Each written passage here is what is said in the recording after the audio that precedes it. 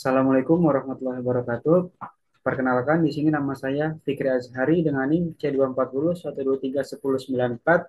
Saya dari kelompok 3. Di sini saya akan membahas mengenai analisis pertumbuhan, reproduksi, dan makanan ikan kembung Passenger Migratus Penkampen 1907 yang ditangkap di Selat Sunda. Nah, dengan asisten praktikum yang bernama Armela Febriani dan beranggotakan 8 orang. Mari kita next.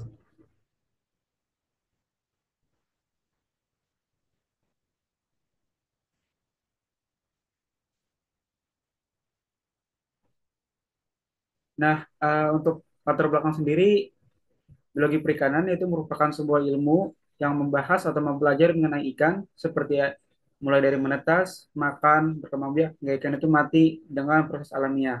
Kemudian biologi perikanan juga tak hanya itu mempelajari mengenai struktur organisme dari ikan seperti morfologi, fisiologi, dan anatomi.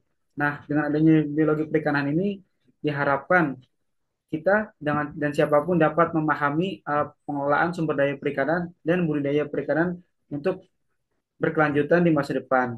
Nah, selanjutnya itu mengenai lokasi penangkapan itu kami berlokasi di Selat Sunda yang termasuk dalam WPP NRI nomor 572. Ini termasuk daerah kawasan Samudra Hindia. Nah, daerah ini tuh menjadi habitat bagi ikan pelagias, terutama ikan kembung itu sendiri yang menjadi hasil tangkapan kami.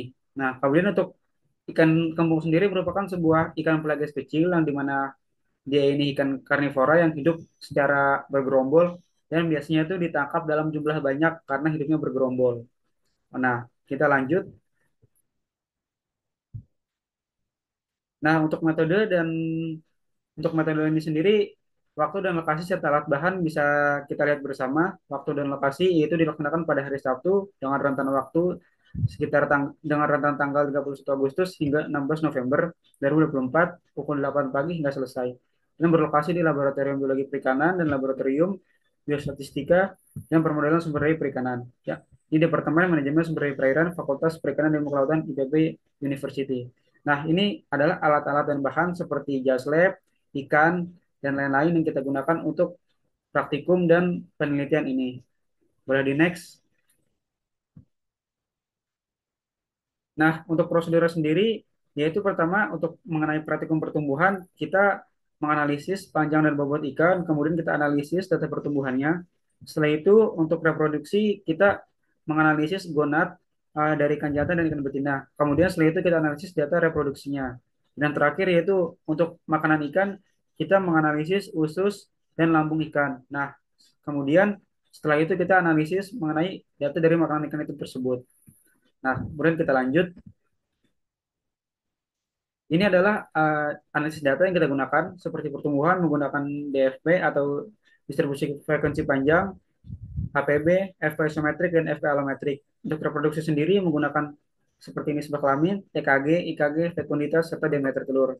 Untuk makanan sendiri kita menggunakan IP, tumpang tindih, PUR atau panjang khusus relatif, ISC, hubungan volume dengan panjang total, hingga loss relung. Ini untuk hasil. Untuk hasil itu sendiri bisa dilihat untuk grafik DFP ikan kembung itu didominasi oleh selang kelas pada 103 hingga 140 dan 141 hingga 149. Nah, kemudian untuk grafik dari HPB-nya di sini menunjukkan bahwa panjang bobot itu panjang ikan mempengaruhi bobot ikan. Yang dimana semakin panjang ikan tersebut maka mempengaruhi bobot ikan tersebut. Panjangnya bertambah maka bobot akan ikut bertambah. Nah, boleh di next.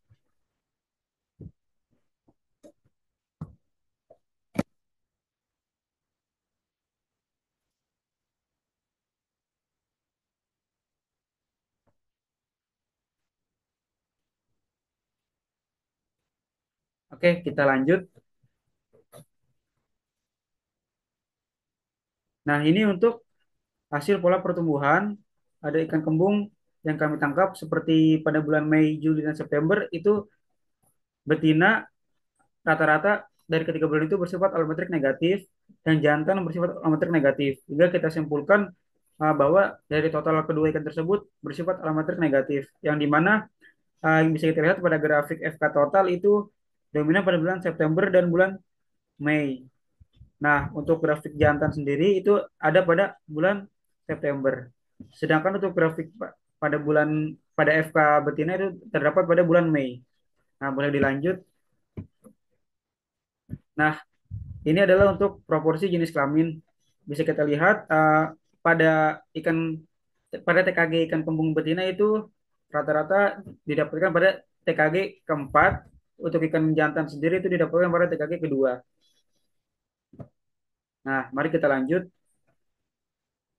Nah, ini kemudian untuk IKG, ikan kembung yang jantan yang di sebelah kiri atas. Nah, itu bisa kita lihat bahwa untuk IKG ikan kembung sendiri itu ada pada IKG keempat. Nah, kemudian untuk IKG dari ikan kembung betina sendiri itu ada pada IKG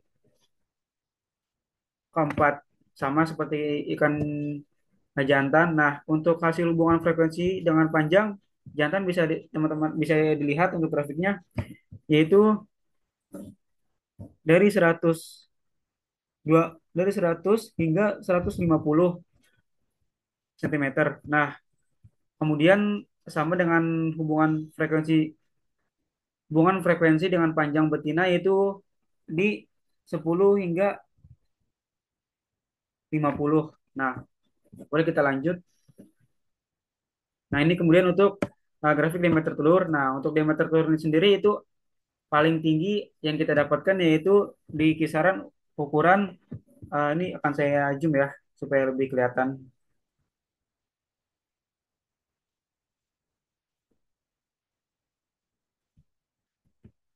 Itu berkisar pada diameter 0,0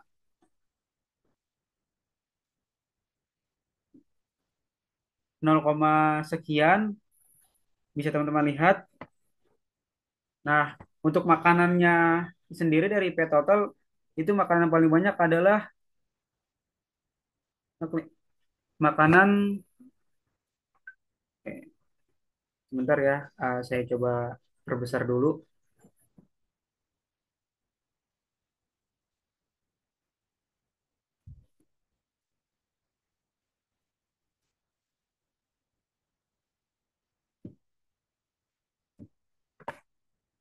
Sebentar saya coba perbesar di zoom.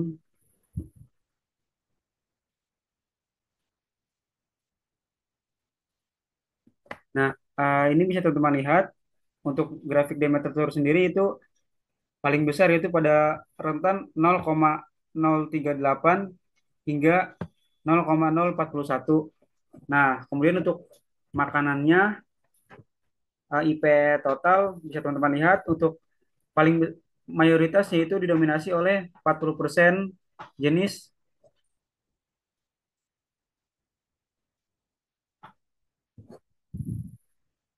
yaitu 40% jenis Nauplius. Nah, kemudian untuk 5% itu adalah sebentar ya, saya coba ini dulu. Nah, untuk 5%-nya itu adalah Spirogyra. Nah, untuk 6%-nya itu adalah Rhizosolenia. Nah, untuk 8%-nya yaitu Rhabdon Rhabdonema. Nah, untuk 25%-nya adalah Pleurosigma. Sisanya adalah 16% adalah lainnya. Kemudian kita ke makanan yang jantan. Nah, untuk makanan jantan ini sendiri didominasi oleh 56% sebanyak Pleurosigma. Nah, untuk lainnya adalah 27%, terus 6%-nya adalah Sigrogyra dan 11% adalah Rhizosolenia. Untuk betina sendiri itu didominasi 90% oleh Chaetoceros deblis. Nah, dan 6%-nya adalah lainnya. Sedangkan untuk 4%-nya itu Rhabdonema arcuantum. Nah, itu untuk makanannya. Kita bisa next. Nah, ini untuk ruas relung bisa teman-teman lihat dengan CH 0,2325. untuk jantan, betina dan total. Untuk BI-nya dengan angka sekian kita temukan. Nah, untuk hubungan volume dengan panjang, jantan, betina dan total bisa teman-teman lihat. Nah, mari lanjut ke pembahasan selanjutnya. Nah, sebentar. Nah, untuk pembahasan ini sendiri, di sini saya sedikit menjelaskan mengenai pertumbuhan bahwa eh, panjang total ikan itu tuh pada bulan Mei, Juni, September itu sebesar 105 hingga 185 mm. Terus juga ini dipengaruhi oleh eh, seperti variasi usia yang lebih beragam. Nah, kemudian untuk panjang bobot itu kurang dari 3, yang artinya ikan ini adalah ikan karnivora yang ditemukan dengan tadi berdasarkan makanannya. Nah, kemudian lanjut untuk faktor kondisi ikan itu nilai tertinggi itu ada pada bulan September. Nah, dan terendah itu pada bulan Juli. Dipengaruhi itu biasanya oleh makanan, umur jenis, kelamin, dan lain-lain. Untuk reproduksi sendiri, pada bulan Mei, Juli, September itu memiliki kesimpulan bahwa tidak sama dengan 1:1, di mana kelamin betina itu lebih banyak daripada jantan, sehingga ini mengganggu keseimbangan. Nah, untuk fekunditas ini sendiri, hubungan panjang dan fekunditas menunjukkan eh, setiap penambahan satu satuan yang akan mempengaruhi fekunditas sebesar 3,2076 gram. Nah, untuk kebiasaan makan tadi sudah saya sebutkan, untuk makanan ikan kembung ini didominasi oleh 40% untuk gabungan. Nah, 56% untuk jantan dan 90% untuk betina. Makanan tambahan itu organisme yang lain dengan persentase kurang dari 4%.